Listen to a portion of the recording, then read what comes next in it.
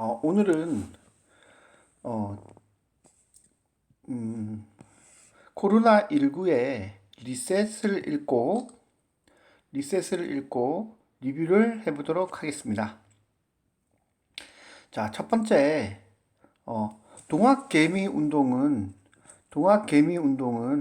왜 어, 동학개미운동의 의미와 뜻을 한번 살펴보도록 하겠습니다. 자, 우리가 이 동학농민운동은 사실 실패한 혁명이죠. 그리고 두 번째 보면 개미는 썩 그렇게 좋은 의미로 받아들이지 않아서 사실 동학개미운동이라는 용어 자체가 썩 그렇게 좋은 내용이 되는 것은 아닌 것 같습니다. 그래서 개미는 아주 작은 것을 의미하기 때문에 이런 것에 대해서 그렇게 좋지 않게 이야기했고요. 자, 이렇게 동학개미 운동이 일어나는 이유를 이야기했습니다. 첫 번째, 펀드나 증권사가 그동안 수익이 잘 나지 않고 또 정보를 투명하게 공개하지 않기 때문에 개인들은 개인들이 직접 투자하게 되는 것이죠. 그리고 개미들은 개미들은 이제 옛날과 다르게 역량이 상당히 많이 강화됐어요. 예를 들면 주주 보호 정책과 인터넷을 통해서 개인들도 쉽게 주식에 참여할 수 있게 되었고요. 그리고 유튜브 채널 3프로TV나 증시가또기 점점점 유튜브 채널로 그 주식에 대한 공부가 가능해서 정보 접근성이 높아졌다고 이야기할 수 있습니다. 그리고 개인들이 이제 예전처럼 잘 모르는 것이 아니라 기본적 소양이 증가하여서 독서나 유튜브 또 그 주변 전문가를 통해서 많이 이렇게 배워서 옛날처럼 그 이렇게 계속 읽기만 하는 개미는 아닌 것 같습니다. 자, 다음 보도록 할게요. 자, 다음. 자, 성장 산업에서 거품이 터지는 신호를 한번 보도록 하겠습니다. 자, 우리가 그 주식에서 거품은 꼭 생길 수밖에 없는데요. 또 이런 거품이 또 한 번씩 이제 생겨야지 또 다시 한번 저희 상승장이 다시 벌어지곤 합니다. 그래서 주식이라는 게 이렇게 올라갔다 내려갔다 올라갔다 내려갔다 하죠. 그래서 보통 요런 때를 우리가 거품이라고 하는데, 요런 때를 거품이라고 하는데, 요 거품일 때 어떤 현상이 있는가 봅시다. 첫 번째, 벼락부자가 등장한다. 비트코인 3억으로 10배 이상 수익을 거둔 사람 뉴스에 나왔었죠. 이렇게 벼락부자가 등장할 때 거품이라는 신호고, 두 번째, 기득권 산업이 불만 목소리가 심해질 때, 그러면 정부에서 뭐가 들어갈까요? 규제가 들어가겠죠? 그래서 이럴 때가 바로 거품이 들어갔다라는 신호입니다. 그래서 기득권 산업이 안 좋은 일이 벌어지기 시작하면 사람들은 가만히 있지 않겠죠. 다음 세 번째, 성장 산업의 규제 이슈가 터졌을 때, 자, 기업이 이런 규제를 계속 안고 가면 더 이상 성장하기가 쉽지가 않겠죠. 구글이나 애플, 또 넷플릭스도 마찬가지겠죠. 넷플릭스도 우리나라에서 계속 성장하다가 요즘 약간 주춤한 상태인데 이것도 우리나라에서 세금 문제라든가 또 여러 가지 음, 가 있기 때문에 지금 약간 주춤한 것 같죠. 그래서 규제 이슈가 터졌을 때 거품이다. 다음 마지막으로는 금리 상승이 일어났을 때도 뭐가 될 수 있다? 거품이 생길 수 있다입니다. 자, 다음 달러와 투자 전략을 보도록 하겠습니다. 자, 첫 번째, 이 달러화가 이렇게 강세일 때요. 달러화가 이렇게 강세일 때, 달러화가 강세일 때는, 사람들이 달러를 많이 살려고 하겠죠. 이때 달러가 강세일 때는 대체적으로 보면 돈이 다 미국으로 몰립니다. 그래서 미국 주식도 강세고요. 미국 경제도 지금 상당히 호황인 상태입니다. 그래서 달러화가 강세일 때는 전 세계 자산이 어디로? 미국으로 몰리는 경향이 있습니다. 그래서 달러화가 이렇게 강세로 전환될 때, 그리고 또 대신 달러화 강세면 신흥국 주식은 어떻게 될까요? 신흥국 주식은 좋지 않겠죠. 실물도 좋을까요, 안 좋을까요? 실물도 좋지 않겠죠. 금도 물론 좋지 않겠죠. 그래서 달러화 강세일 때는 그 미국 주식이랑 안전한 곳에 될 수 있으면 투자하는 것이 효과적이라고 할 수 있겠습니다. 자, 다음 달러가 약세일 때는 미국이 돈을 푼다는 얘기죠. 달러가 약세일 때는 미국이 돈을 푼다는 얘기입니다. 그래서 요때는 우리가 쉽게 얘기해서 저기 뭐야 미국의 달러의 가격이 자꾸 약화되니까 어디에 투자할까요? 달러가 약화되니까 신흥국 시장에 투자하겠죠. 그리고 그래서 주식과 부동산 시장이 실물도 강세겠죠. 돈을 가지고 있으면 안 되니까. 미국 돈을 가지고 있으면 미국이 가지고 있는 돈이 전 세계 돈이 엄청나죠. 그래서 주식이나 부동산 시장이 상승하게 되고 마지막으로 상품이나 금 투자도 활성화되게 됩니다. 그래서 이게 달러는 저기 뭐야 투자에 있어서 제일 중요한 것입니다. 그래서 우리가 환율을 항상 주의 깊게 보라는 이유가 뭐냐면 바로 이 달러의 가격이 어떻게 되느냐에 따라서 변경되기 때문입니다.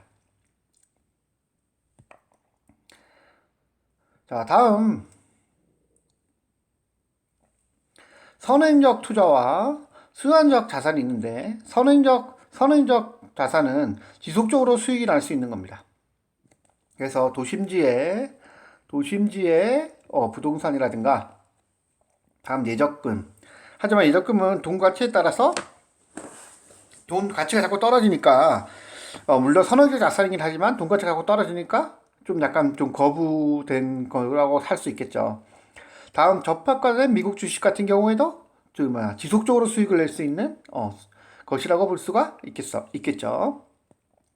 다음 순환적 자산은 그 기간으로 수익을 볼 수 있는 거. 그러니까 막 이렇게 연별로 3년이나 5년, 뭐 1년이나 2년, 뭐 이런 식으로 기간 수익을 받을 수 있는 건 순환적 자산. 근데 순환적 자산은 변동성에 주의를 해야 되고요. 손해 가능성이 있기 때문에 항상 주의해야 됩니다. 그래서 한국 주식은 보통 우리는 기술주가 많기 때문에 그 변동성이 상당히 큽니다. 그래서 한국 주식은 대체적으로 순환적 자산이라고 할 수 있겠죠. 달러화에 따라서 움직이는 변동성 자산이다라는 것을 기억해 주면 될 것 같습니다.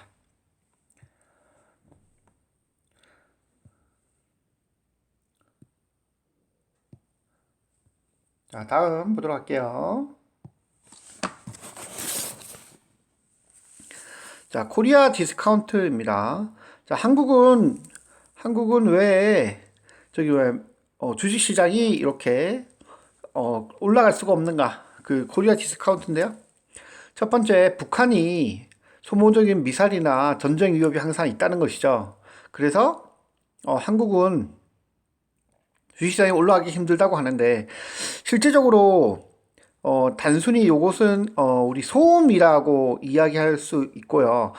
현재는 크게 영향을 받지 않는다라고 저자는 이야기하고 있어요.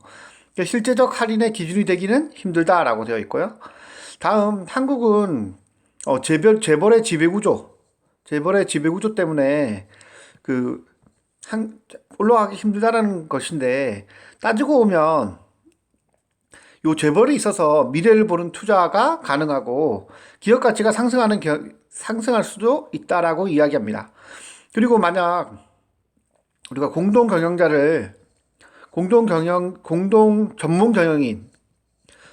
경영인을 한 것을 봐도 그렇게 기업이 성장하거나 기업이 이익만 쫓고 단기 매출만 쫓기 때문에 크게 성장하기가 어렵다라고 이야기합니다. 그래서 오히려 재벌 체제가 꼭 나쁜 것은 아니다라고 이렇게 합니다. 한국은 배당 성장이 많이 없고요. 우리나라 같은 경우에는 주로 그런 게 많기 때문에 수출 사람이 주로 많기 때문에 투자를 많이 하는 그런 경향이 있다고 저자는 이야기하고 있습니다. 재벌 구조가 꼭 나쁘다고만은 볼 수 없다고 이야기했습니다. 다음 한국의 기업들은 요 재무제표가 불투명하다라고 되어 있죠. 우리 요번에 신라젠이나 오슬라 인프레 사태를 보면 상당히 되게 불안함을 많이 느끼는데요. 하지만 요번 사태를 계기로 더욱 이제 투명성이 강화되고 또 우리나라는 IMF 이후로 상당히 많이 개선된 상태입니다. 그래서 이런 불투명성도 지금 많이 개선됐다. 디스카운트 요인이 될 수가 없다. 없다. 없다. 이렇게 됐고요. 다음 노동시장의 경직성 이야기 하는데요. 노동시장의 경직성 이야기는 디스카운트 요인이 될 수도 있다라고 되어 있습니다. 그래서 전쟁 전후 세대는 사실 봉급도 많이 받고 돈도 많이 못 받아서 보상 지원 차원에서 이게 하는 것은 가능하지만 이렇게 지나친 경직성, 노조의 지나친 경직성이라든가 이야기를 한국 사회에 뭐가 될 수 있다. 문제가 될 수 있다고 말하고 있습니다. 다음 우리나라는 외국인 보유 비중이 다른 나라보다 월등히 높은데요. 요것은 코리아 디스카운트의 주요 배경이 됩니다. 왜냐하면 외국인이 팔면 한도 끝도 없이 떨어지거든요. 그래서 연금 자산 등 이제 수요자의 비중을 좀 확대할 필요가 있고 또 해외 투자를 많이 하거든요. 요즘 우리나라 사람들은 해외 투자를 많이 하는데 지속적인 상승이 될 수 있도록 규제를 완화해주고 투명성을 강화해줄 필요가 있다라고 이렇게 얘기가 나왔고요. 여섯 번째, 한국은 전 세계 시총의 2%밖에 되지 않습니다. 시가총액 비중이 너무 적고 기술적 중심이기 때문에 변동성이 상당히 큽니다. 그리고 세계적 기업이 우리나라는 하나도 없어요. 그리고 장수 기업이 없기 때문에 우리나라 주식시장을 좀 더 하기 위해서는 좀 다양한 지원책이 필요하다고 생각되어집니다.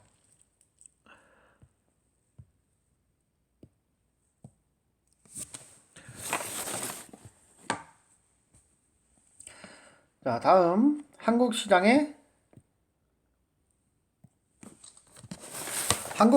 구조적 특성을 한번 보도록 하겠습니다. 한국 주식시장의 구조적 특성, 우리 주식시장은 어떤 특징을 가지고 있는가입니다.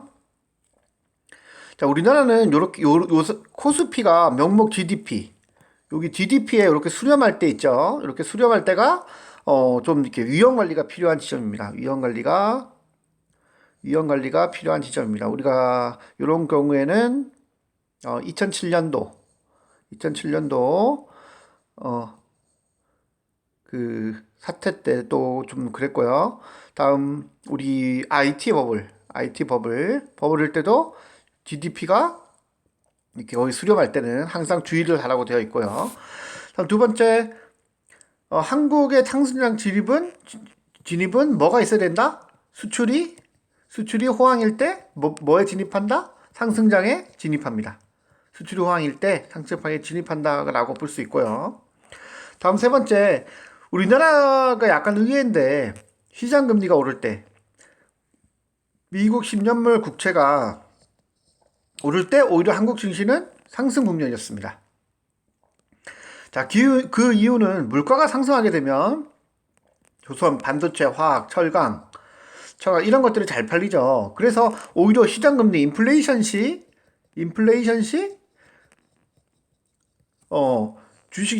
주식이 올랐던 적이 많습니다. 그래서 시장 금리가 국채가 올라간다 하더라도 올라갔을 때 오른 경우가 있기 때문에 그것을 항상 투자할 때 주의하라는 거. 그 부분을 이야기해 줄 거야. 자, 주식시장은 결국 뭐랑 같이 움직이는가? 실적과 같이 움직인다. 반도체 얼마나 팔리냐, 자동차 얼마나 팔리냐, 조선 얼마나 팔리냐 해서 결국 주식시장은 실적과 동반한다는 것을 꼭 기억해 달라는 거였고요. 다섯 번째, 주식시장에서는 평균값이 중요합니다. 그래서 하루하루의 변동성을 무시하고 우리나라 주식이 올해는 어떻게 될까, 내년에는 어떻게 될까, 이런 큰 평균값을 생각하는 겁니다. 그래서 것은 상당히 제가 생각하기에는 중요한 말인 것 같습니다. 그래서 단기에 왔다 갔다 하지 말고 평균값을 잘 생각하라는 것이죠.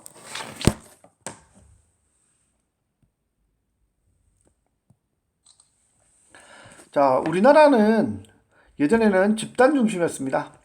제가 예전에 외웠던 거에서 보면 우리는 민족 중에 역사적 사명을 띠고 이 땅에 태어났다 이런 내용이 있었죠. 사실 그거보다는 요즘은 많이 개인화 됐죠. 많이 개인화 됐는데 어 요즘은 빅데이터, AI, 스마트 팩토리 요렇게 요걸 통해서 점점 일자리가 전부 다 어떻게 되고 있습니까? 대체화되고 있지만 점점 개인들의 성향이라든가 이런 것들이 유튜브나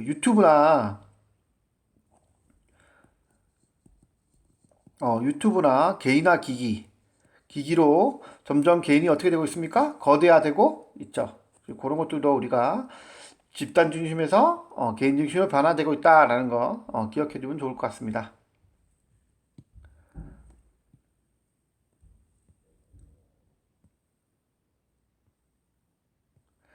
자, 다음 보도록 할게요. 자, 경제가 조금 이렇게 변화되고 있는데 이제 우리나라처럼 부지런한 경제에서 좀 이게 게으름 경제로 이 게으름 경제로 변화된 요인은 코로나19로 인한 뭐 때문에 그럴까요? 재택근무로 그런 것이죠. 코로나19로 인한 재택근무 그리고 집에서 IT 기술의 발달 그렇죠? 그런 것으로 인해서 요 부지런 경제에서 게으름 경제로 바뀐 것이고요. 또 개인의 건강이라든가 또 개인의 건강과 또 다양한 개인적 삶의 질의 중요성에 대해서 이렇게 중요해졌죠. 그래서 게으름 경제가 중요해졌다는 거. 그리고 한국의 빨리빨리보다는 중국이 오히려 만만디, 그렇죠? 멀리 내다보고 천천히 생각하고 하는 것이 지금은 나쁜 성향이 아닌 것 같습니다. 다음 우리나라는 패스트 팔로우였죠. 하지만 요즘은 퍼스트 무버로 많이 전환해야 된다라는 거. 우리가 구글,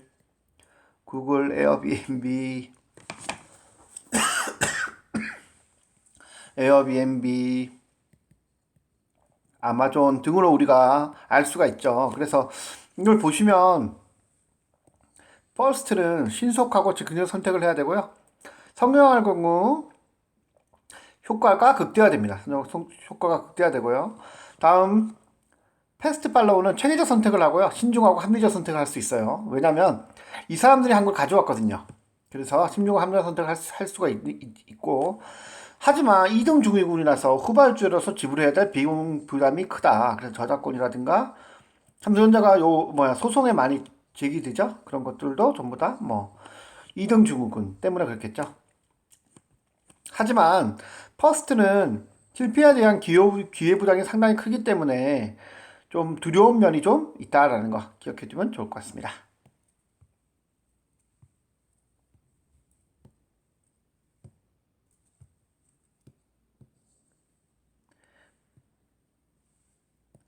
자, 다음 넘어가도록 할게요.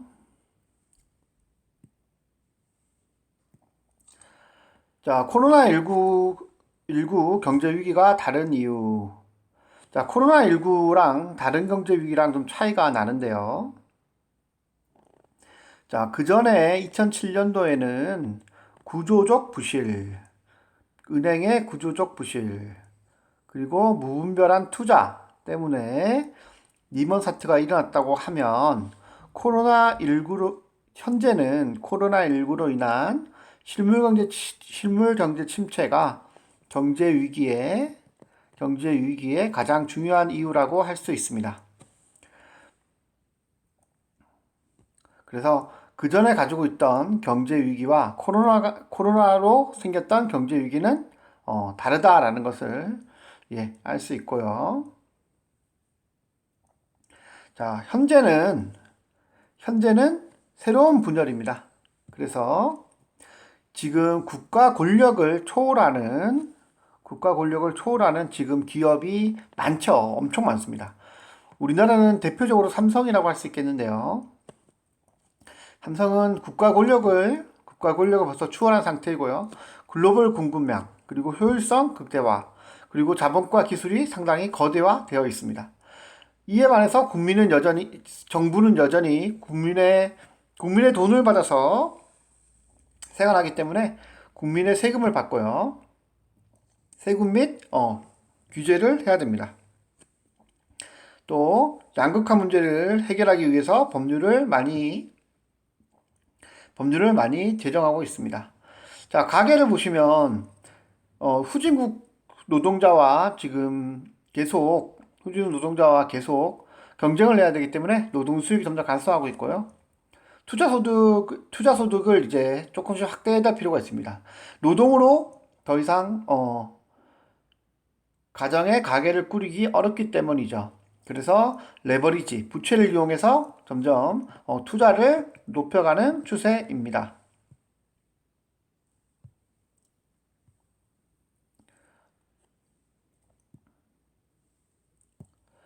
자, 여기에서 전통 경제는 요거 V자 요거고요. 지식 기반 경제는 U자입니다. U자. 스마일입니다. 스마일.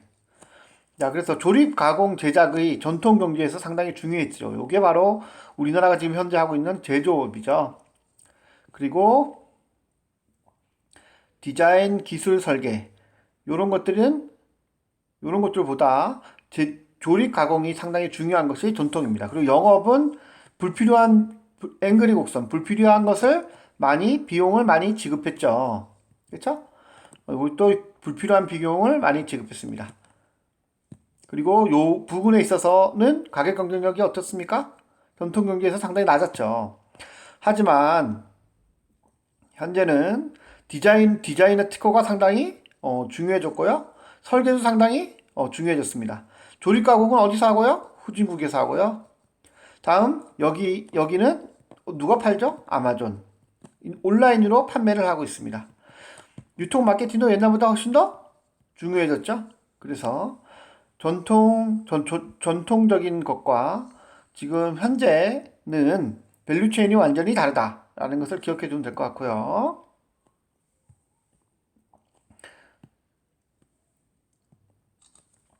다음 규모의 경제와 범위의 경제입니다. 옛날에 전통사회에서는 효율성이 중요했습니다. 이렇게 효율성을 중요해서 여기 안에 있는 것을 하나하나 채운 한꺼번에 정확하게 하는 것이 중요했다면 현재는 작은 공을 담을 수 있는 거, 그러니까 효율화 그리고 개인화 그리고 시스템화 이런 것들이 더욱더 중요해진다는 것을 알 수가 있습니다. 자, 마지막으로 보수와 진보의 자산시장 변화입니다. 자, 보수 정권과 진보 정권의 자산시장 변화. 자, 여기에서 보시면요. 중요한 것이 우리가 진보일 때 어떻게 된다? 주가와 주택 가격이 어떻게 된다? 많이 오른다. 여기도 진보였죠? 여기 2007년부터 현재 1998년부터 2007년 주가가 많이 오르죠? 많이 오르고 있습니다. 그래서 생각해 보시면 보수는 누구 중심이다? 기업 중심이다. 진보는 저기 뭐야? 양극화를 어떻게 하는 것이다? 완화하는 것이다. 그래서 어떻게 한다? 돈을 풀어야 되겠죠? 돈을 푼다. 그렇죠? 여기는 어떻게 한다? 기업의 이익을 극대화시킨다. 그리고 뭐를 한다? 기업에서 낙수 효과를 일으키는 것이죠. 낙수 효과를 일으키는 것이고 이것은 복지를 확대하는 것입니다. 따라서 보통 진보 정권일 때 자산 시장이 활성화된다는 것을 기억해 두면 될 것 같습니다.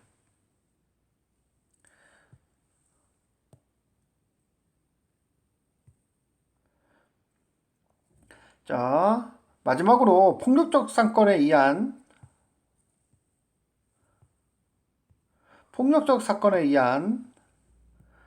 불평등 해소입니다. 이것은 역사적으로 나온 것이고요.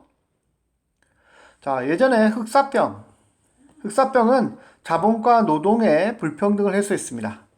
그래서 이때 사람이 엄청 많이 죽었죠. 그래서 중세 유럽이 붕괴하고 인본주의, 르네상스, 자본주의가 잉태할 수 있던 중요한 계기가 됐어요. 그리고 사람이 없으니까 노동력의 가치를 재평가할 수 있는 기회가 되었고요. 다음 대공황은 노동계급, 화이트 블루, 여성 불평등을 해소했고요. 그래서 산업혁명 이후 지속되어 온 부의 불평등을 해소했고, 다음 노동계급의 체질을 개선하는 데 도움이 됐습니다. 대공황은 노동계급. 다음 여성 노동의 대중화를 촉진했습니다. 그래서 대공황이 그 불평등을 해소하는 중요한 것이었습니다. 다음 세계대전은 소비 불평등, 대량 생산을 한 것이죠. 그리고 여기에 보시면 값싼 내구재 생산, 대량 생산, 다음 기술 개발을 통해서 운송이나 첨단 기술의 발전, 그리고 민주주의와 사회주의로 부의 불평등을 어떻게 했습니까? 해소를 했죠.